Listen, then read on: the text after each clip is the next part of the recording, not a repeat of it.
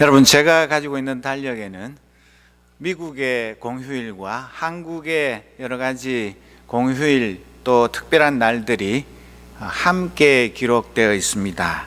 그래서 정말 미국에 살면서도 한국의 오늘은 무슨 날인가 그런 것들을 굉장히 주의 깊게 관심을 가지고 보면서 또 설교 준비도 하고 또 역사의 흐름을 여러 가지로 생각을 하면서 살아갑니다.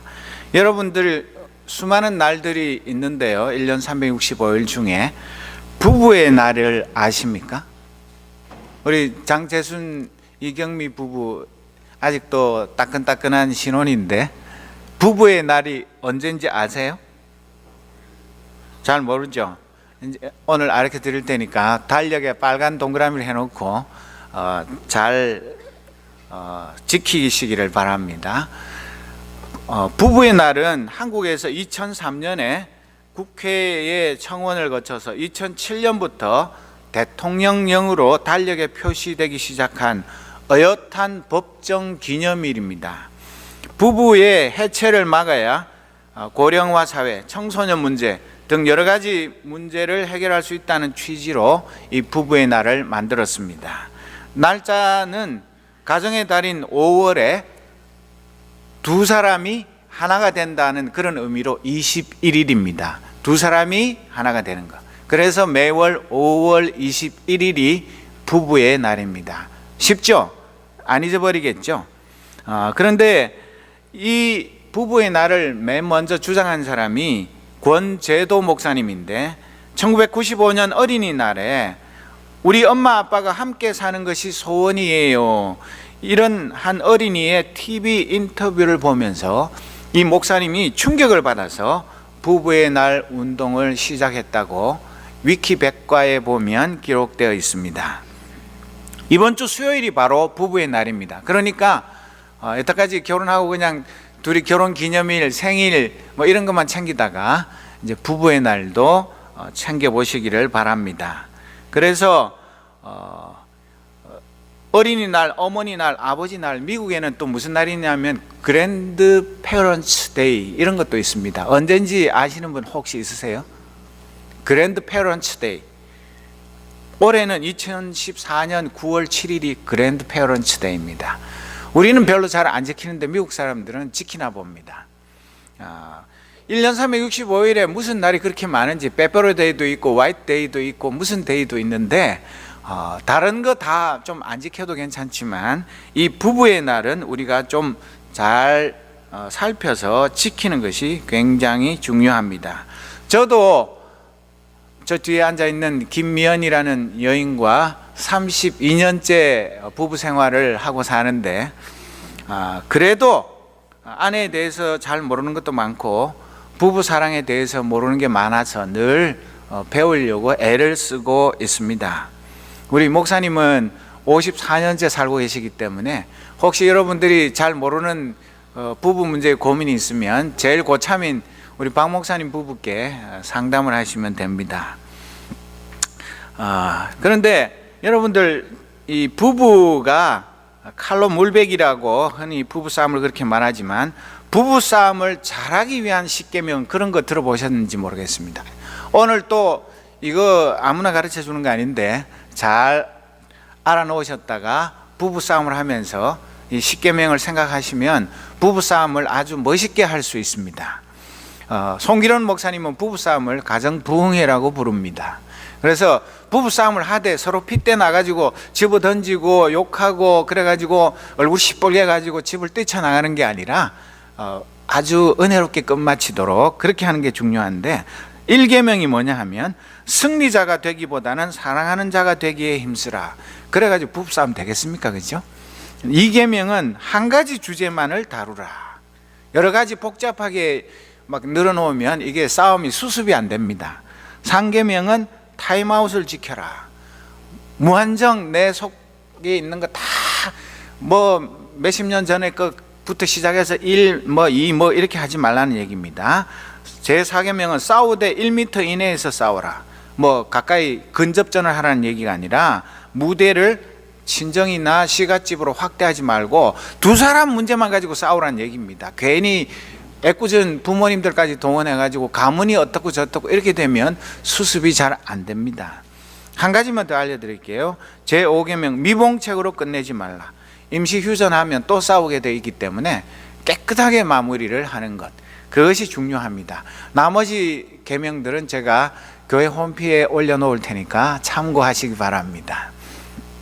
여러분이 부부는 아담과 이브가 에덴 동산에서 부부가 된 이래로 부부싸움은 아마 주님 다시 오실 날까지 끊임없이 계속되고, 가정에 문제 없는 가정 한 가정도 없습니다.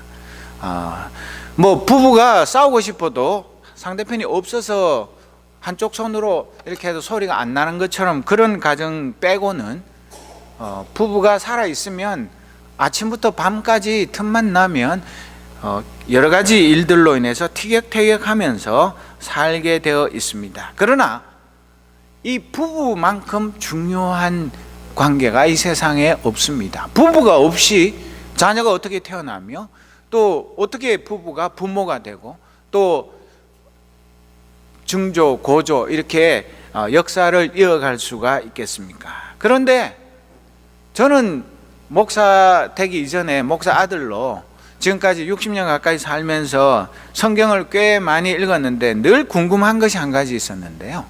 여러분들은 어떻게 생각하는지 모르지만 성경에 수많은 인물들이 나옵니다. 창세기부터 요한계시록에까지 뭐 몇천 명, 적어도 몇천 명이 나오는데 그 중에서 정말 모범적인 부부, 나는 저 부부를 롤 모델로 삼아서 그런 사람이 되기 위해서 힘쓸 거야, 그런 부부의 롤 모델을 여러분들은 발견하셨습니까?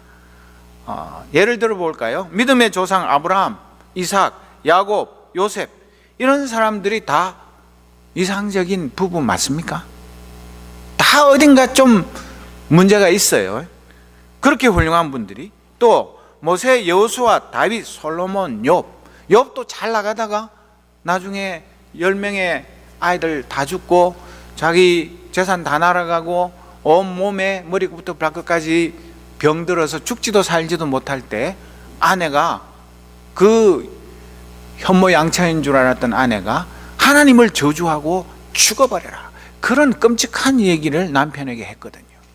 그러니 욥은 훌륭한데 욥과 그의 아내를 묶어서 생각하면 우리의 롤 모델로 삼기는 좀 문제가 있습니다.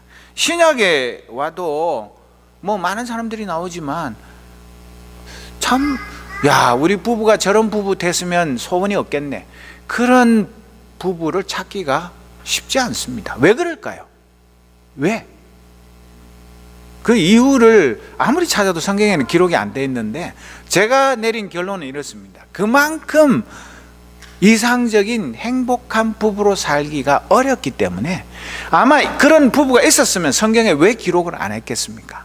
기록에 없는 걸 보면 다 남편이든 아내든 둘 다든 간에 많은 문제와 여러 가지 결점들이 있는 것, 그것이 우리 부부의 모습이라는 것, 그것을 우리가 이 성경을 통해서 알게 되는 것입니다. 오히려 성경에 보면 많은 부부들이 많은 문제를 안고 고민하며 살아갔던 그런 모습을 통해서 우리는 나는 그렇게 하지 않아야 되겠다는 그런 반면 교사의 교훈을 얻게 되는 것입니다. 그런데 성경에 수많은 이야기들이 있지만 부부 사랑에 대한 말씀은 오늘 읽은 이 에베소서 5장 21절에서 33절에 있는 이 말씀보다 더 아름답게 잘 표현해 놓은 곳이 찾아보기 어렵습니다. 그래서 저는 주례를 많이 안 했지만 결혼 주례를 부탁받으면 늘 그냥 앞으로도 쭉 결혼 주례사의 본문은 이 에베소서 5장 21절에서 33절입니다. 이보다 더 좋은 본문을 발견 못했고 그냥 이 본문을 읽기만 해도 이 말씀대로 살기만 하면 행복한 부부 생활을 할 수 있기 때문에 저는 이 본문을 사랑합니다. 그렇다고 해서 제가 32년 동안 부부 생활을 해 오면서 이 말씀대로 100% 완벽하게 사느냐, 천만의 말씀입니다. 저는 이 말씀으로 설교 준비를 하면서 진짜 회개하고, 하나님, 아직도 제가 너무 많이 멀었습니다. 이 말씀을 가르칠 자격이 없는 사람입니다. 그렇지만 제가 꼭 이 말씀대로 100% 살아서가 아니라 하나님의 뜻이 여기에 담겨 있기 때문에 이 부부 사랑에 대한 이 진리의 말씀을 전하지 않을 수가 없어서 회개하는 마음으로 이 말씀을 증거하는 것입니다. 여러분 잘 아시는 대로 사도 바울은 평생 독신으로 살았습니다. 그래서 물론 결혼했을 것이라고 주장하는 사람도 없지는 않습니다. 그러나 성경 어디를 읽어봐도 사도 바울이 결혼했다든지 아내라든지 자식에 관한 이야기는 단 한 줄도 기록되어 있지 않습니다. 그런 요즘 말로 하자면 초식남 또는 절식남인 이 사도 바울이 무슨 재주로, 자기는 결혼 약혼 그런 거 해보지도 않았고 부부 사랑의 신비에 대해서 말을 한다는 거, 그게 가당키나 한 일인가, 그런 생각을 하게 됩니다. 그런데 그렇게 따지자면 독신으로 살아가는 신부님 절대로 결혼 주례하면 안 되고, 또 어떤 사람들은 꽤 좋아하는 법륜스님 그 결혼 주례사 막 책도 나오고 아주 인기가 짱인데, 그 혼자 사는 스님이 무슨 부부관계를 안다고 결혼 주례하면 안 되겠죠. 그러나 꼭 해봐야만 아는 것은 아닙니다. 그리고 이 사도 바울이 오늘 이 본문을 쓴 것은 자기가 결혼 생활을 해보고 체험하고, 야, 바로 이런 것이 부부사랑의 그 신비구나, 그런 것을 경험해가지고 쓴 이야기가 아니라 성령께서 사도 바울의 마음을 감동하셔서 오고 오는 시대의 수많은 부부들이 어떤 사랑을 하며 살아야 하는지를 가르치기 위해서 하나님께서 지혜를 주셔서 이 말씀을 기록한 것이기 때문에 꼭 몇십 년 부부생활 해본 사람만이 이런 말을 할 수 있는 것 아니고, 오히려 부부생활 해본 사람이 모르는 것을 성령님께서는 더 잘 가르쳐 주실 수가 있는 것입니다. 그래서 사도 바울은 5장 21절에서 6장 9절 말씀까지 보면 이 말씀의 전체적인 주제는 성도들의 정체성 또는 성도들의 변화된 신분에 대한 이야기를 기록해 놓았습니다. 결혼, 부부사랑이라는 것은 이 우리의 변화된 신분의 한 부분인 것을 우리가 먼저 알아야 되는데, 성도, 우리는 다 성도들입니다. 저도 죽으면 관 위에다가 십자가 그려놓고 성도 진신덕의 관 이런 식으로 쓰겠죠. 우리는 다 세인트라고 불리는 사람들인데, 성도가 누구입니까? 하나님으로부터 부름받은 자들로서 그 하나님의 뜻에 합당한 삶을 사는 사람이 성도고, 두 번째로는 하나님을 모르는 허망한 이방 사람들과는 다른 삶을 사는 것이 성도고, 세 번째로는 하나님의 사랑을 받고 있는 자녀로서 그 하나님과 그리스도를 본받는 삶을 사는 사람이 성도입니다. 네 번째로는 악한 세상에서 세월을 허송하며 지내는 지혜롭지 못한 자들과는 구별된 삶을 살아나가야 하는 이런 사람들이 바로 저와 여러분인 성도의 정체성이고 신분인 것입니다. 그런데 오늘 이 본문을 정확하게 이해하기 위해서는 5장 15절에서 21절 그 앞에 있는 말씀을 바로 알아야지만 오늘의 본문을 정확하게 이해할 수 있는데, 이 5장 15절에서 21절 말씀을 보면 두 개의 명령이 기록되어 있습니다. 첫째로는 술 취하지 말라. 술 취하지 말라는 것은 알코올 입에 전혀 대지 말라, 꼭 그런 거 아닙니다. 놀라지 마십시오. 내가 어제도 마셨는데 어쩌나 그런 들키면 어쩌지 그런 걱정하지 마시고, 술 취하지 말라는 것은 물론 술을 먹고 고주망태가 돼서 인사불성이 되지 말라 그런 뜻 맞습니다. 더 나아가서는 술로 상징되는 이 세상의 욕망, 이 세상의 쾌락, 이 세상의 탐욕의 노예가 되지 말고, 두 번째 명령은 성령 충만함을 받으라. 그렇게 기록되어 있습니다. 그러니까 하지 마는 것이 그것만 하는 것이 아니라 술을 취하지 마는 것보다 더 적극적으로는 무엇을 하라고요? 성령 충만을 받으라. 성령 충만을 받으면 술 생각이 전혀 안 납니다. 내가 성령 충만을 받지 못했기 때문에 그 공허함을 메우기 위해서 술을 마시게 되고, 이 세상에 허망한 쾌락을 가지고 그것이 결코 채워지지 않는 것인 것을 알면서도 자꾸 거기에 탐닉하게 되고 빠지게 되어 있는 것이 모든 인간의 실상입니다. 그런데 그 두 가지 큰 명령 밑에 보면, 첫째로는 시와 찬미와 신령한 노래들로 서로 화답해라. 우리 이렇게 찬양팀들 찬양할 때 우리 다 같이 찬양하는 거, 우리 일상생활 가운데서 아침에 일어나면 뭐 내가 좋아하는 나팔꽃보다 짧은 사랑아 뭐 그런 노래부터 듣는 게 아니라 찬송가부터 먼저 들으면서 내 마음에 주님을 향한 사랑과 찬양이 먼저 흘러나오는 것. 두 번째로는 뭐냐면 주께 노래하며, 이 세상에 사랑하는 아내에게, 남편에게, 자식들에게 노래하기 이전에 주님께 노래하는 삶. 세 번째로는 주님께 찬송하며, 뭐 같은 맥락이지만, 네 번째로는 주 예수 그리스도의 이름으로 아버지 하나님께 감사하며, 다섯 번째가 오늘의 말씀과 이렇게 연결되어 있는데 그리스도를 경외함으로 피차 복종하며. 그래서 오늘의 이 본문을 우리는 좀 잘 생각해야 하는데, 21절 말씀이 15절부터 21절 이렇게 딱 겹치고 21절부터 33절 이 중간에 21절 말씀이 있어서, 여러분 문 열고 닫을 때 이 경첩이라는 거 있죠.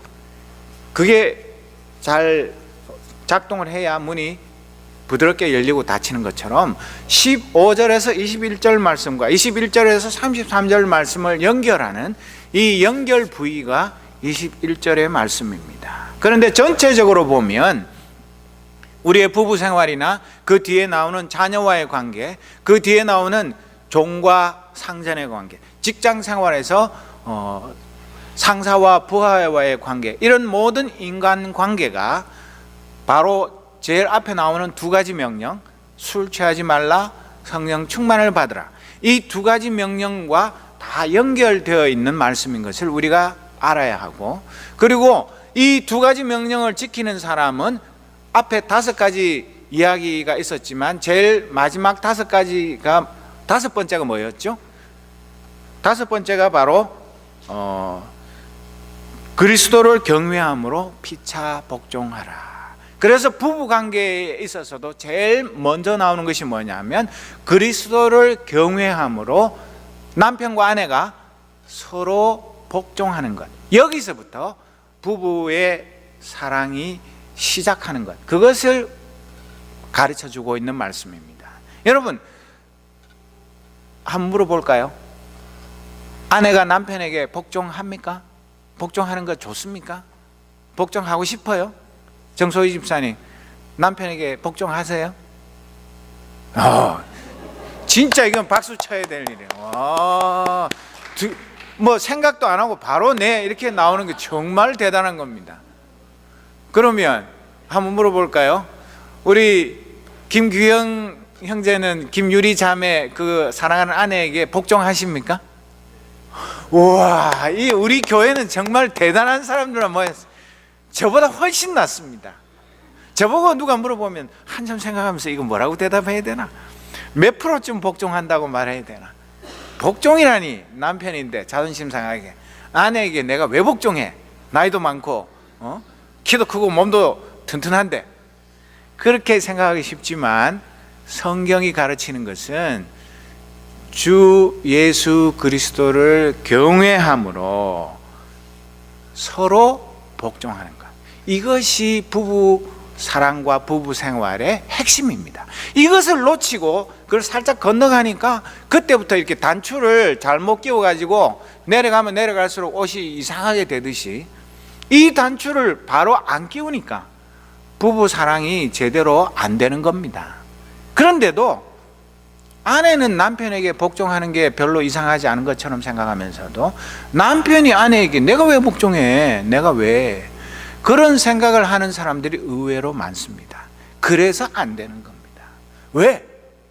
아내는 남편에게 무슨 죄가 있다고 무조건 복종해야 되고, 남편은 아내 위에 군림하는 그런 법이 세상에 어디 있습니까? 누가 그렇게 가르쳤습니까? 성경 어느 구절에 그렇게 하라는 말이 있습니까? 전혀 그렇지가 않은데도 우리는 착각하면서 제 멋대로 생각을 하면서 그것이 바로 하나님의 뜻이라고 우기면서 부부 생활을 하는 경우가 너무나 많은 것입니다. 그래서 이 성도들이 술 취하지 않고 성령 충만함을 받으면 그래가지고 그리스도를 경외한다는 게 뭐죠? 그냥 주님 나의 친구시니까 그냥 뭐 기분 좋을 때는 잘 지내다가 좀 기분 나쁘고 내가 피곤하고 힘들면 그냥 못 본 척하고 그런 것이 아니라, 경외한다는 것은 신하가 임금님을 두려운 마음으로 섬기는 그런 뉘앙스가 들어있는 말씀인 것입니다. 그래서 이 그리스도를 경외함으로 피차 복종하는 것, 내가 부부를 서로 사랑할 때 우리 부부 사이에 예수님이 살아 계신 것처럼 그런 마음으로 아내가 남편을 대하고 남편이 아내를 대하는 것, 그것을 성경이 말하고 있는 것입니다. 우리끼리 그냥 좋아서 죽고 못 살고 그런 얘기가 아닙니다. 우리 부부 사이에는 항상 예수님이 있는데 감시하고 감독하고 꿀밥 먹이려고 계시는 것이 아니라 우리의 연약함을 돌보시고 우리를 사랑으로 채워주시고 우리가 진정한 아름다운 부부가 되도록 하기 위해서 예수 그리스도께서 우리와 함께 계시는 것을 우리가 분명히 알아야 하는 것입니다. 그래서 부부 사랑의 비결이 성령 충만하여 그리스도를 경외하는 삶입니다.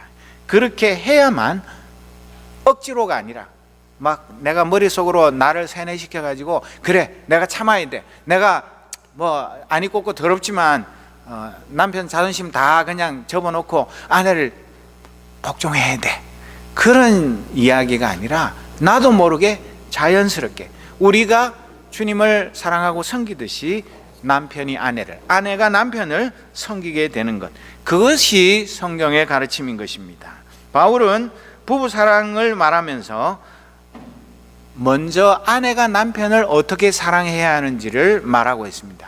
바울은 어쩔 수 없어, 페미니스트들의 관점에서 보면 역시 바울은 남성 우월주의자야, 그런 얘기 아닙니다. 잘 읽어보면 아시겠지만 오히려 바울이야말로 진정한 성경적인 페미니스트인 것을 우리가 알 수 있습니다. 왜 그렇습니까? 자, 여성도들만 22절 말씀 큰 소리로 한번 읽어보겠습니다. 여성도들, 처녀들도 읽으세요. 시작. 안 읽어.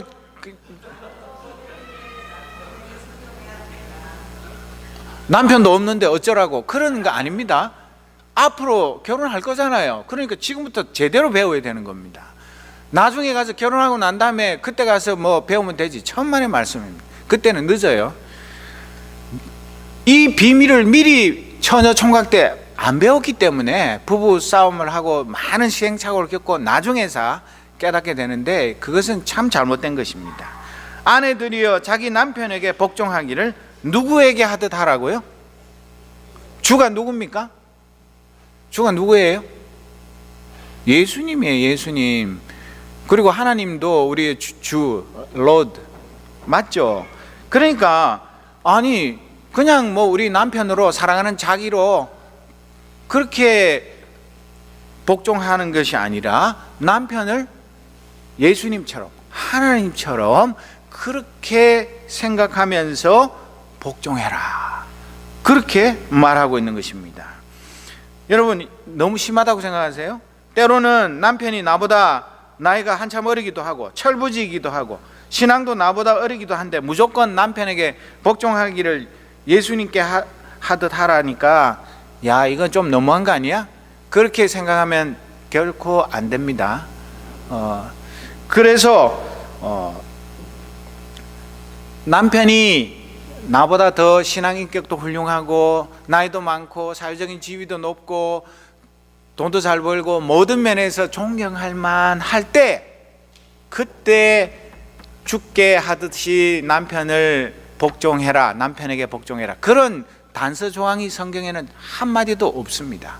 이후 여하를 막론하고 남편이 어떤 상황에 있든 상관없이 결혼을 해서 부부로 살아간다면, 크리스찬 부부라면 아내는 남편을 예수님을 복종하듯이 복종해라, 그렇게 명령하고 있는 것입니다.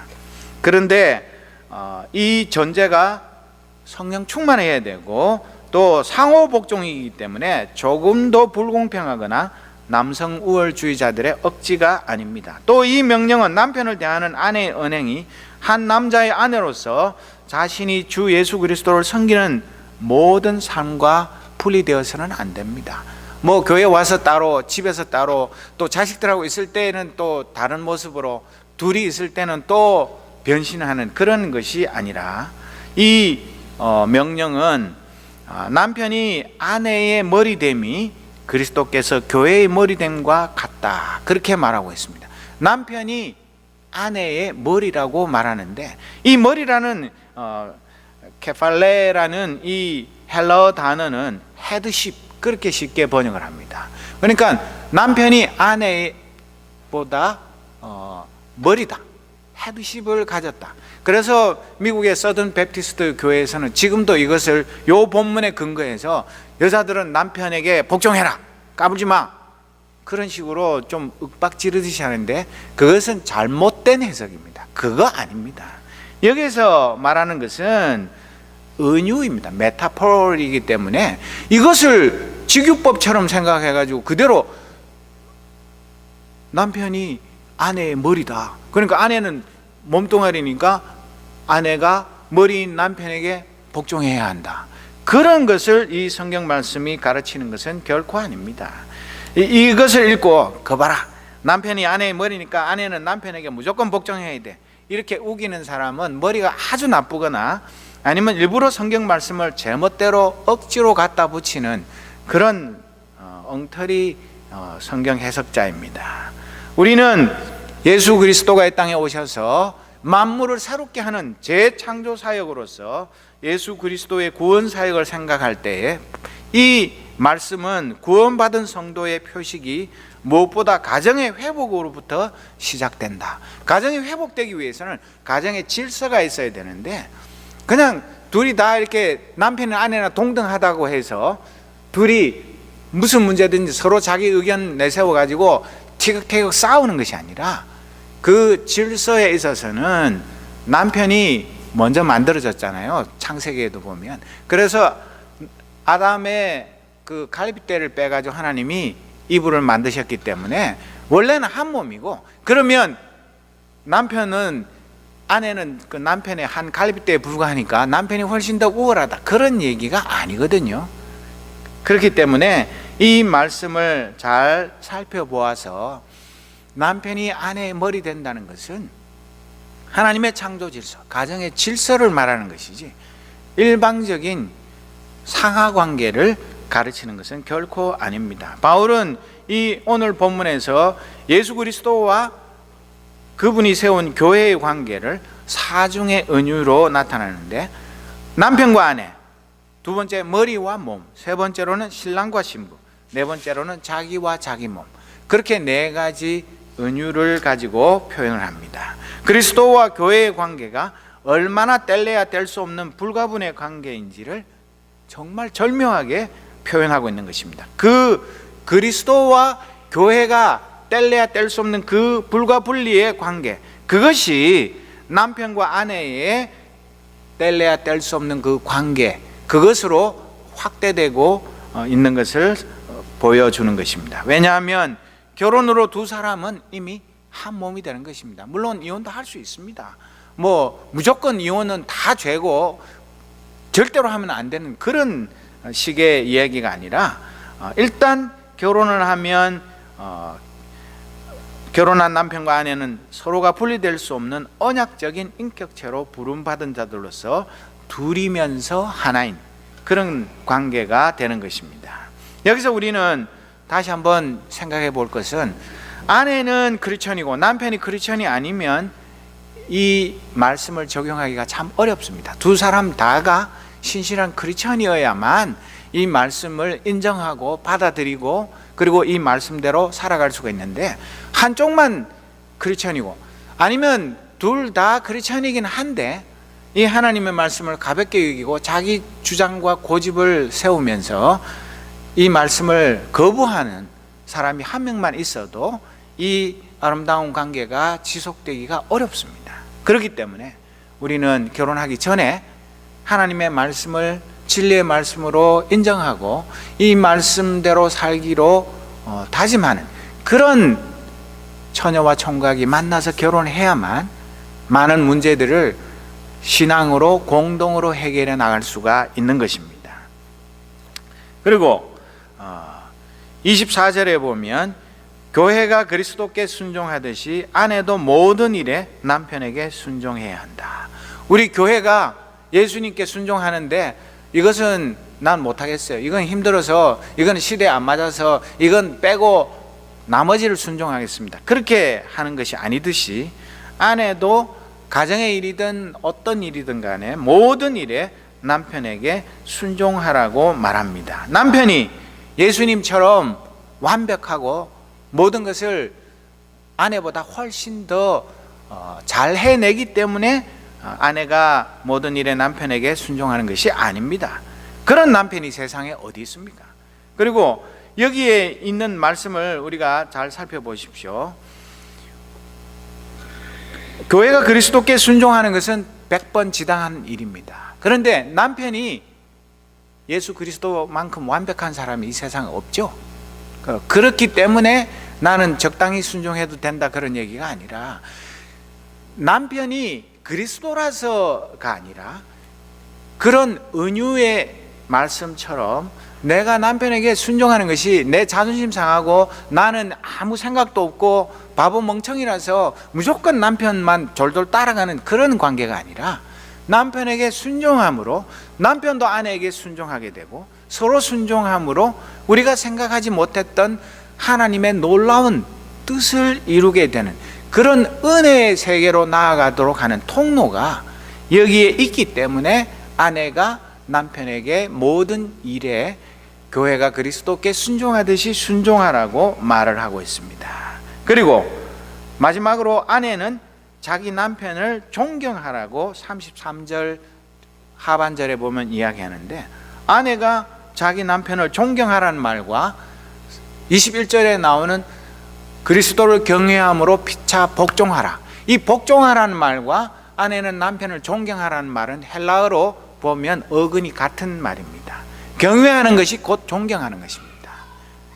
그래서 여기서 말하는 이 존경이 그리스도를 경외하듯이 남편을 존경하라는 말인 것을 우리가 분명히 알아야 합니다. 그런데 아내 여러분, 한번 물어볼까요?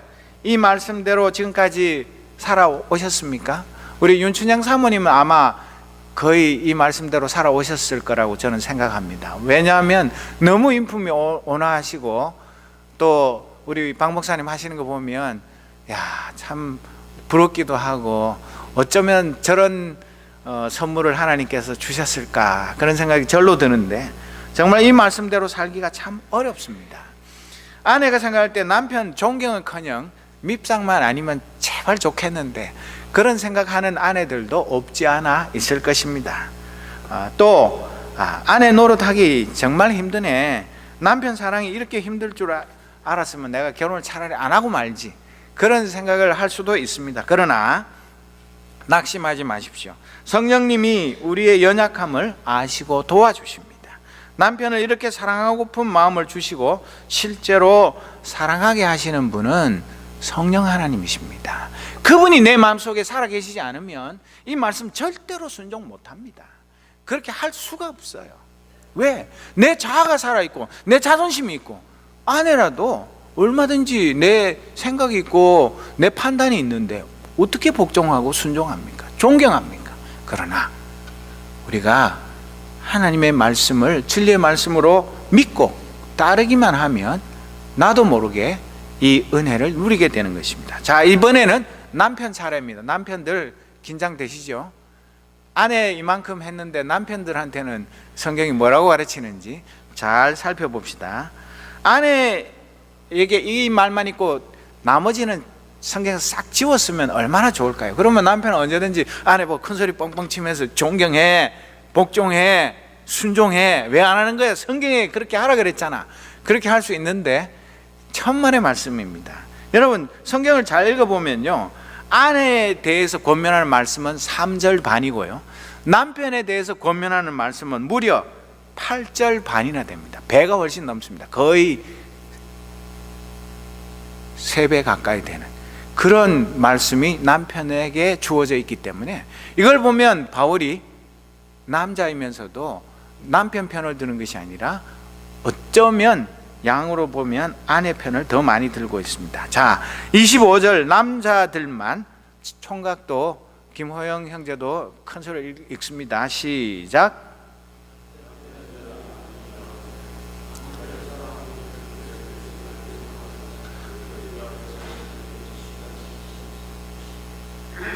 아니, 어제 고기 잘 구워 먹어놓고 남편들 왜 이렇게 힘이 없어요? 몇 끼 굶은 사람처럼 옛날 말대로 사흘에 피죽도 한 그릇 먹으면. 다시 한번 큰 소리 읽겠습니다. 시작.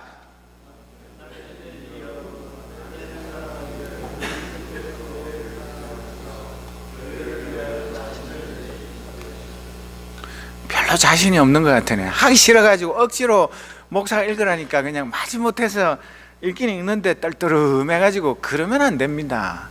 이게 우리에게 복 주시려고 하는 말씀이지 뭐 아내의 뭐 종이 되라고 딸랑딸랑 하라는 그런 얘기 절대로 아니거든요. 그러니까 전혀 오해하지 마십시오. 자, 여러분, 바보 같은 질문을 하나 하겠습니다. 교회가 예수님을 사랑하는 것이 어렵겠습니까? 그리스도가 교회를 사랑하는 것이 어렵겠습니까? 무슨 말인지 잘 모르겠어요? 우리 새생명교회가 예수님을 사랑하는 게 어렵습니까? 예수님이 우리 새생명교회를 사랑하는 게 어렵습니까? 어떤 게 어렵습니까? 새생명교회가 예수님 사랑하는 게 어려워요? 그렇죠. 자, 그러면 남편이 아내 사랑하는 게 어렵겠습니까? 아내가 남편 사랑하는 게 어렵겠습니까? 뭘 그렇게, 남편이 아내 사랑하는 게 조금 어렵다고 볼 수 있습니다. 그게 정답은 아니지만, 사람마다 다르지만 둘 다 어렵습니다. 그런데 인간적인 관점에서 볼 때는 그리스도는 하나님의 아들이시니까 교회를 사랑하기가 쉽지 않겠나 싶습니다. 그러나 예수님이 이 세상에 오셔서 그냥 그 손에 흙 하나 안 묻히고 그렇게 교회를 세우셨습니까? 우리보다 몇 배로 고생하시고 십자가의 고난을 당하시기까지 사랑하셨기 때문에 우리가 감히 그리스도가 교회를 사랑하는 것이 교회가 그리스도를 사랑하는 것보다 쉽다고 결코 말할 수 없는 것입니다. 그렇기 때문에 또 남편은 그리스도가 아닙니다. 그래서 아내 사랑하기를 그리스도가 교회를 사랑하듯이 하기가, 이 명령대로 하기가 너무나 어렵습니다. 사람의 의지와 노력으로는 불가능합니다. 그러니까 성령 충만하지 않고는 남편이 아내를 사랑하는 것이 그리스도가 교회를 사랑하듯이 한다는 것은 어느 도단입니다. 있을 수가 없는 얘기입니다.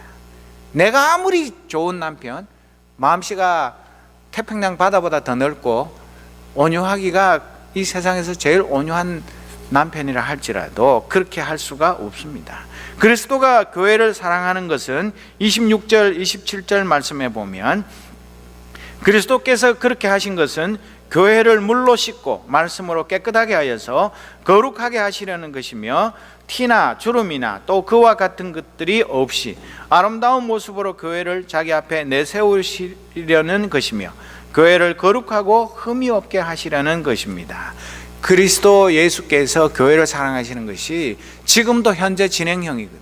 지금도 성령 하나님을 보내셔서 우리 새생명교회를, 하나님의 백성들인 저와 여러분을 이렇게 거룩하고 흠이 없는 하나님의 교회, 하나님의 백성으로 만들기 위해서 끊임없이 기도하고 역사하고 계시는 것입니다. 그렇지 않다면, 한순간만 그 끈을 놓아버리면 우리는 전부 다 쓰러져서 아무도 하나님 앞에 바로 설 자가 없는 그런 연약한 존재들입니다. 그렇지만 남편이 아내를 자기 몸과 같이 사랑하라 그렇게 말하고, 자기 아내를 사랑하는 것이 곧 자기를 사랑하는 것이다. 성경은 분명히 이해가고 있습니다. 남편이 아내를 사랑하는 것은 뭐 봐주는 게 아닙니다. 아내를 사랑해줘야 아내가 또 나를 사랑해주는 그런 반대급부를 바라고, 내가 해주는 만큼 아내도 나한테 해주겠지, 그런 식으로 조건부로 사랑하는 것이 아니라, 남편이 아내를 사랑하는 것은 곧 나를 사랑하는 것이고 내 몸을 사랑하는 것이기 때문에, 성경 말씀에 있는 것처럼 자기 몸 사랑하지 않는 사람 없듯이 내가 아내를 사랑하는 것은 지극히 정상적이고 당연한 것이라고 말하고 있는 것입니다. 창세기에서 말하는 것처럼 원래 남편과 아내는 한 몸에서 둘로 나뉘어졌다가 한 몸이 두 몸이 되었다가 결혼하여 부부가 되어 원래의 한 몸으로 결합되는 것, 그것이 이 결혼의 신비인 것입니다. 둘이 합하여 한 몸이 된다는 것, 그 몸은 나눌 수 없다는 것, 그것이 성경이 가르쳐주는 이 부부 사랑의 비밀인 것입니다. 예수 그리스도와 교회를 신랑과 신부로 비유하며, 이미 예수 믿고 구원 얻은 하나님의 자녀들은 그리스도와 함께 죽고 함께 살아난 한 몸 공동체입니다. 그리스도가 없는 교회, 그것은 교회가 아닙니다. 그리스도와 교회는 이미 뗄래야 뗄 수 없는 한 몸입니다. 그처럼 남편과 아내도 31절에 보면, 그러므로 사람이 부모를 떠나 자기 아내와 합하여 그 둘이 한 몸이 되는 것입니다. 그리고 33절 상반절에 보면, 그러므로 여러분도 각각 자기 아내를 자기 몸같이 사랑하고, 다시 한번 자기 아내를 자기 몸처럼 사랑하라고 남편들에게 말씀하고 있는 것입니다. 여러분 잘 생각해 보십시오. 순서상으로는 남편과 아내의 부부 사랑이 먼저 있고, 나중에 예수님이 부활을 승천하시고 오순절 성령 강림 사건 후에 초대교회가 생겨서, 그래서 예수님이 교회를 사랑하고 교회가 예수님을 사랑하는 그 관계는 한참 뒤에 있었고, 부부 사랑은 에덴 동산에서 아담과 이브가 있을 때부터 있어 왔다. 역사적인 순서로 보면 그게 맞지만, 성경의 원리로 보면 이 부부 사랑이 먼저가 아니라 그리스도가 교회를 사랑하고 교회가 그리스도를 사랑하는 이 사랑의 이 원형, 이 아키타입이 있고, 그런 사랑의 관계의 틀 안에서 남편과 아내가 서로 사랑하는 것, 그것이 성경적인 원리인 것입니다. 이것을 우리가 잘 모르기 때문에 그냥 기분 나쁘면 막 꺼져, 보따리 싸가지고 한국 가, 보기 싫어, 이런 식으로 막 나가는 그런 일이 벌어지는 것이, 뭐 그래도 내 권리인데, 내 자유인데 뭐 안 보면 그뿐이지, 결코 그럴 수가 없는 것입니다. 여기서 우리는 세상적인 부부 사랑과 차원이 다른 성경적인 부부 사랑의 신비를 배우는 것입니다. 그냥 알콩달콩 깨가 쏟아지는 인간적인 부부 사랑이 아니라 구원받은 거룩한 하나님의 자녀요, 예수 그리스도를 머릿돌로 성전으로 함께 지어져가는 그런 거룩한 성도로서 그리스도를 경외함으로 피차 복종하는 부부 사랑의 비밀, 이것을 교회 다닌다고 해서, 목사라고 해서 다 알고 이것을 날마다 실천하며 사는 것이 아닙니다. 이것을 잘 모르기 때문에 부부관계에 수많은 문제가 생기고, 부부관계에 문제가 생기면 자식들과 또 우리 부모님과의 문제가 생기고, 이웃들과 친구들과 수많은 모든 문제의 가장 근원이요 출발점이 이 부부관계입니다. 부부관계가 원활하고 행복하면 어떤 세상에 복잡하고 힘든 문제가 생겨도 두 사람이 서로 사랑하고 기도하고 힘을 합쳐서 해결해 나갈 수가 있는데, 이것이 흔들리고 깨지니까 그 영향이 일파만파 번져서 이 세상 전체가 흔들리고 시끄럽게 되는 것을 우리는 너무나 잘 알고 날마다 그런 일들을 보며 살아갑니다. 여러분, 성령 충만하지 않고는 결코 한순간도 진심으로 성경이 말하는 이 부부 사랑의 신비를 알 수도 또 베풀 수도 없는 것, 그것을 우리는 다시 한번 생각해야 하는 것입니다. 그렇기 때문에 세상적인 어떤 부부 사랑보다 심오하고 아름답고 행복한 이 부부 사랑의 비밀이 바로 이 에베소서 5장 21절에서 33절에 기록되어 있기 때문에, 우리가 마음이 상하고 무너지고 아내가 보기 싫고 남편이 꼴도 보기 싫고 그래서 살아야 되나 말아야 되나 이런 고민이 생기고 갈등이 생길 때 다른 해결책을 찾지 마십시오. 가서 한잔하고 그냥 어디 횡하니 바람 쐰다고 해서 그 상처받은 심령이 회복되지 않습니다. 이 말씀 앞에 엎드려야 합니다. 내가 이 말씀대로 살았는지, 아내 보고 앞에 있는 거 왜 안 하냐 따지기 전에 뒤에 나오는 8절 반의 남편에 대한 말씀을 먼저 생각하고 내가 과연 이 말씀대로 사는지 아닌지 그것을 먼저 반성하고 회개해야만 문제가 해결되는 것입니다. 그래서 부부 사이가 깨어지지는 않았지만, 겉으로 보면 아주 행복한 가정 같지만, 이 성경의 부부 사랑의 원리를 알지 못하고 실천하지 못하는 부부들은 차라리 적나라하게 깨진 가정보다 더 위험하고 더 많은 문제를 안고 아닌 것처럼 자기도 속이고 남을 속이면서 살아가게 되는 것입니다. 그렇게 해서는 부부 본인이 불행할 뿐만 아니라 자식들과 수많은 사람들을 함께 불행하게 만드는 그런 고통을 계속해서 확대해 나가는 삶을 살게 되는 것입니다. 구원받은 천국 백성이라는 것은 죽어서 천국 가서 영원한 행복을 누리는 것, 그것이 전부가 아닙니다. 살아서 천국의 기쁨을 맛보며 사는 것인데 가장 중요한 것이 부부 사랑입니다. 이런 부부 사랑 안에는 세상이 알지 못하고 가르쳐 줄 수 없는 엄청난 하나님의 축복이 담겨 있습니다. 이 행복을 알면 세상의 헛되고 추한 거짓 사랑은 말만 들어도 구토를 일으키게 됩니다. 내가 이 진짜 사랑, 진정한 행복을 아는데 그 있다가 없어지는 그런 진짜 나팔꽃 같은 그런 허망한 사랑, 거기에 나의 이 진짜 사랑을 헐값에 팔아넘길 까닭이 없는 것입니다.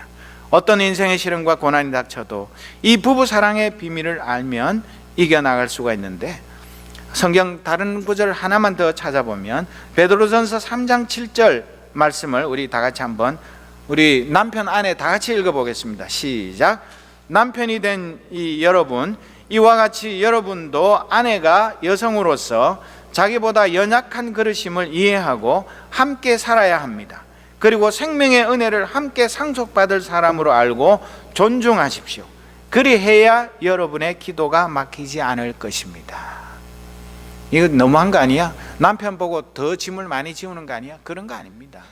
남편과 아내가 진정한 행복한 삶을 살게 하기 위해서 우리 남편들에게 베드로 사도가 권면하는 것은, 우리 아내가 여성으로서 우리보다 훨씬 더 깨어지기 쉬운 그런 연약한 그릇인 것을 우리가 잘 알아야 합니다. 그리고 생명의 은혜, 영원한 생명, 이 하나님 나라의 그 상속자로 알고, 내가 그냥 이 세상 살다가 수틀리면 그냥 관두면 끝이 나는, 전혀 남남으로 변하는 그런 관계가 아니라 영원한 하나님 나라에 들어가서 우리가 부부로 어떻게 계속 연결될지는 다 모르지만, 그러나 이 세상의 삶이 전부가 아니라는 것, 그것을 우리가 기억하고 아내를 존중해야만 우리가 하나님께 드리는 기도의 문이 막히지 않는다고 가르쳐 주는 것입니다.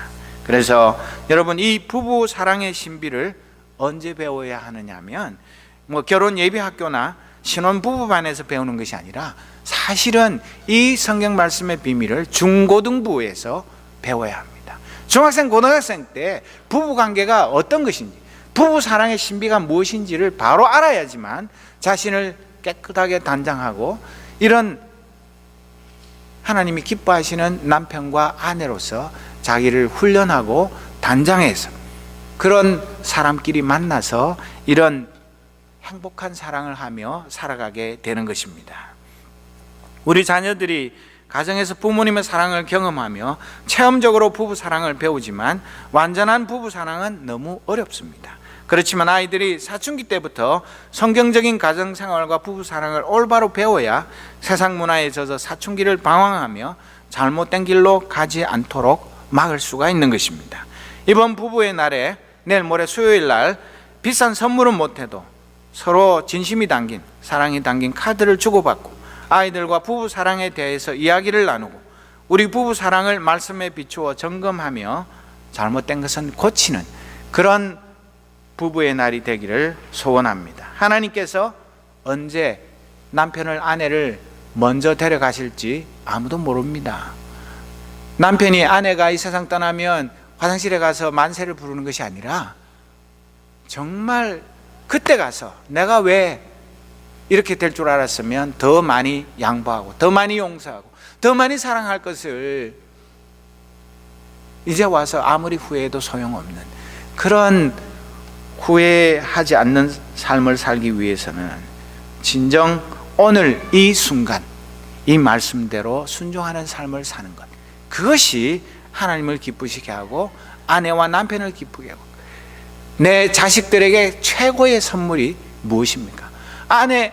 아내가 남편을 사랑하고 남편이 아내를 사랑하는 이 성경적인 원리대로 살기만 하면 자식들에게 단돈 원 페니도 안 물려주어도 그 아이들은 이 세상의 어떤 곳에서도 받을 수 없는 가장 큰 행복을 선물로 받아서 그 아이들도 자라서 이 부모님이 평소에 보여주셨던 그 부부 사랑의 신비, 그 비밀을 자기들도 계속해서 이어나가게 되지 않겠습니까?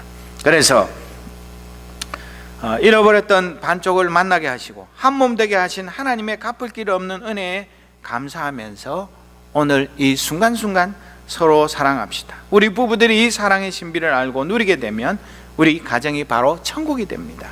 가정 천국이 이루어지면 구역과 교회가 변화되게 됩니다.